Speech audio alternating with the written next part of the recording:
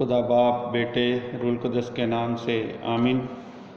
कलाम की संगत में reverend father doctor Stephen Sadiq की जानब से आप सबको सलाम अर्ज़ है। मेरे अज़ीज़ों, आए हम खुदा के कलाम में से आज की तलावत अशाया नबी का सहीफ़ा, उसका 7 बाब पहली आयत से 9वीं आयत और अंजील मुक़द्दस मत्ती रसूल के मुताबिक उसका 11 बाब 20 से 24 आयत पर ध्यान ज्ञान करते हैं। खुदावंद आपके साथ हो। अंजील मुक़द्दस मत्ती रसूल के मुताबिक, ऐ खुदावंद तेरी तमजीद हो, उसका 11 बाब 20 से 24 आयत। उस वक्त वो उन शहरों को मलामत करने लगा जिनमें उसके अक्सर मौज़े ज़ाहिर हुए थे, क्योंकि उन्होंने तौबा ना की थी। ए कोरज़ीन, तुझ पर अफसोस, ए बैत सिदा, तुझ पर अफसोस, क्योंकि ये मौजज़े जो तुम में किए गए अगर सूर और सदून में किए जाते तो वो टाट ओढ़कर और खाक में बैठकर कब की तौबा कर लेते। बस मैं तुमसे कहता हूँ कि सूर और सदून का हाल अदालत के दिन तुम्हारे हाल से ज़्यादा काबिल बर्दाश्त होगा। और ए कुफरनहूम, क्या तू आसमान तक बुलंद किया जाएगा? तू आलम असफल तक उतरेगा? क्योंकि ये मौजज़े जो तुझ में किए गए अगर सदूम में किए जाते तो वो आज तक कायम रहता। लेकिन मैं तुमसे कहता हूँ कि अदालत के दिन सदूम के मुल्क का हाल तेरे हाल से ज़्यादा काबिल बर्दाश्त होगा। यहाँ तक आज की अंजील मुक़द्दस के वसीले से हम सब की ख़ताएँ मुआफ़ की जाएँ। MC तेरी सताइश हो। मेरे अज़ीज़ों, अगर हम पुराने अहदनामे में अशाया नबी के सहीफ़ा 7 बाब उसकी पहली आयत से 9वीं आयत पर ध्यान ज्ञान करें तो हम देखते हैं कि खुदा जो बनी इसराइल से मोहब्बत करता था, वो उनको मिस्र की ग़ुलामी से निकाल कर मूसा के ज़रिए वादे की सरज़मीन की तरफ लेकर गया और वहाँ पर उनको बसाया, उनके साथ मोहब्बत की, उनको खाने पीने के लिए सब चीज़ें खुदा प्रोवाइड करता है। लेकिन वो बार बार खुदा पर अपना यकीन छोड़ देते हैं और दूसरे गैर माबूदों पर जो है ईमान रखना शुरू कर देते हैं और बार बार खुदा उनको राह रास्त पर लाता है, मुख्तलिफ अंबिया कराम को भेजता है ताकि वो तौबा करें। आज के दिन अशाया नबी के सहीफ़े में अगर हम इस हवाले पर ध्यान ज्ञान करें तो उसमें कुछ इस तरह है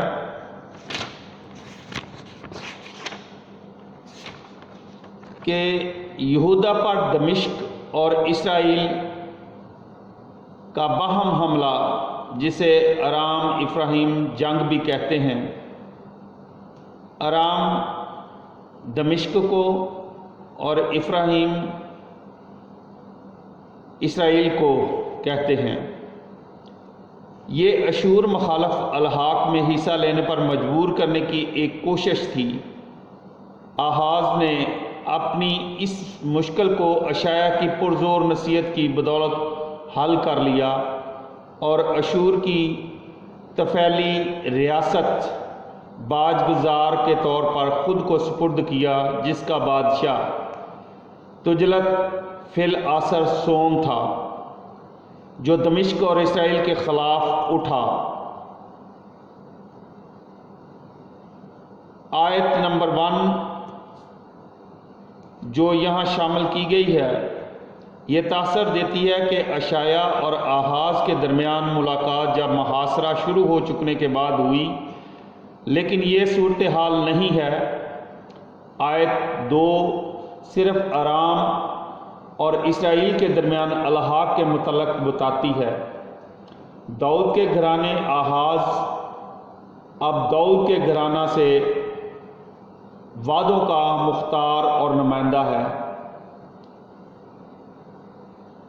شعریہ شوب عبرانی لفظ بامینی بقیہ واپس آئے گا، یہ نام دوسری بار نہیں لیا گیا، لیکن ملاحظہ ہو تفسیر 8ویں باب کی 18 آیت، اوپر کے تالاب سے جیون چشمہ سے اوپر کے یعنی بالا تالاب کی طرف لایا جاتا تھا۔ آحاز اس پانی کی فراہمی کا معائنہ کر رہا ہے جو محاصرہ کے دوران کافی اہم تھا۔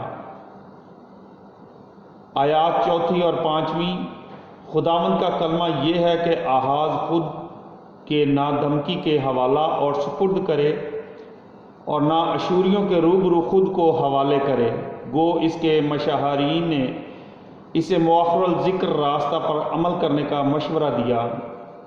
موجودہ دھمکی تھوڑے ہی عرصہ میں ختم ہو جائے گی۔ ملاحظہ ہو 8واں باب پہلی آیت سے 4 آیت، مت ڈر کے مخصوص الفاظ اسرائیل کی مقدس جنگ کی روایت سے آتے ہیں۔ ملاحظہ فرمائے تثنیہ شرح 20 باب 3 سے 4 آیت، لیکن اشعیاء داؤد کی شاہی نسل اور خدا کے منصوبہ میں یروشلم کی خصوصی حیثیت اور مقام کے بارے میں سوچتا ہے۔ آیت نمبر 6، طوبیل کے بیٹے یقیناً وہ جو آحاز کی نسبت اشوری مخالف حکمت عملیوں کو اپنا سکے، لیکن اس کے علاوہ اس حوالہ کے ساتھ غیر یقینی ہیں۔ آیت نمبر 7، یہ قائم نہ رہے گا۔ اس دعویٰ کی بنیاد یہ ہے کہ ارام اسرائیل جنگی حکمت عملی صرف انسانی مشاورت ہے۔ آیت نمبر 5 میں عبرانی لفظ یاس جو نیست ہو جاتا ہے اور نہ ٹھہرے گا، 8ویں باب کی 10ویں آیت، جبکہ خداوند کا اپنا منصوبہ ہے جو یقیناً پورا ہوگا، 5 باب 12، 19، 14، 24 آیت۔ آیت نمبر 8، غالباً یہ تجویز کیا جا رہا ہے کہ خداوند کے ذریعے چنا گیا یروشلم یہودا کا سر ہے، اور کہ خداوند یا آحاز جو داؤد کی شاہی نسل کا نمائندہ ہے یروشلم کا سربراہ ہے۔ آیت نمبر 9، یہ عبرانی زبان میں الفاظ کا ادبی کھیل ہے۔ عبرانی لفظ امان کے مختلف معنی میں ایک معنی قائم رہنا کے ہیں، اور یہ ظاہر کرتا ہے کہ جب تک آحاز مدد کے لیے خداوند کی طرف رجوع لانے میں مستحکم ایمان کا اظہار نہیں کرتا، اس وقت تک وہ قائم نہیں رہ پائے گا۔ ایمان کے لیے یہ خاص بلاوا اشعیاء کے موضوعات میں خاص ہے۔ کبھی کبھار یہ دیگر اصطلاح میں 8 باب 17 آیت، 22 باب 11 آیت، 28 باب 16 آیت اور 30 باب 15 بھی ہے۔ اس حوالے میں آحاز بادشاہ دوسرے ملک کے بادشاہوں پر اعتماد کرتا ہے، اور وہ کوشش کر خدا پر ایمان یقین نہیں رکھتا، بلکہ دوسرے بادشاہوں پر ایمان رکھتا ہے تاکہ وہ مجھے دوسرے بادشاہ کے حملے سے بچا سکیں۔ لیکن خدا اپنے نبی کو اشعیاء نبی کو بھیجتا ہے کہ اس کو بتا کہ اس کو دوسرے بادشاہوں پر ایمان نہیں رکھنا چاہیے، بلکہ مجھ خدا پر ایمان رکھے تو میں اس کو ان کی مصیبتوں سے، ان بادشاہوں سے بچاؤں گا۔ اسی طرح آج کی انجیل مقدس میں بھی ایمان کی بات ہے کہ خدا یسوع المسیح ان تمام شہروں پر افسوس اور دکھ کا اظہار کرتے ہوئے فرماتے ہیں کہ اے کورزین اور بیت صدا، تجھ پر افسوس کہ تم نے اپنے برے کاموں سے توبہ نہیں کی اور پشیمان نہیں ہوئے۔ اتنے معجزوں اور اچھے کاموں کے باوجود بھی تمہارے سخت دل نرم نہیں ہوئے۔ اگر یہ معجزے سدوم اور عمورہ میں کیے جاتے تو وہ کب کے توبہ کر لیتے اور خداوند کی طرف رجوع لے آتے۔ کلام مقدس پر عمل کرتے ہوئے اس کو اپنی زندگی کا ہم حصہ بنائیں اور ہر بری روش سے باز رہ کر خداوند کی طرف رجوع لائیں، کیونکہ کلام ہی وہ ذریعہ ہے جس سے ہم تاریکی سے نکل کر روشنی میں آتے اور خدا کے منظور نظر بنتے ہیں، کیونکہ توبہ کرنے اور پشیمان ہو کر خداوند کی طرف رجوع لانے سے ہم دوزخ کے عذاب سے بچ سکتے ہیں۔ یہی نئی زندگی ہے جس کے لیے خداوند یسوع ہر روز ہمیں بلاتے ہیں۔ مسیح خداوند یسوع مسیح فرماتے ہیں کہ اپنے ہمسائے کو اپنی مانند پیار کر۔ خدا کے بڑے بڑے کرشمے دیکھ کر بھی اکثر لوگ بے اعتقادی اور بے صبری کا مظاہرہ کرتے ہیں۔ مسیح خداوند کے زمانے کے یہودیوں کا رویہ بھی ایسا ہی تھا۔ خداوند یسوع مسیح نے بیماروں کو شفا دی، اندھوں کو روشنی، کوڑیوں کو پاک صاف کیا اور مردے زندہ کیے، لیکن یہودی پھر بھی خداوند یسوع مسیح کے خلاف کڑکڑاتے رہے۔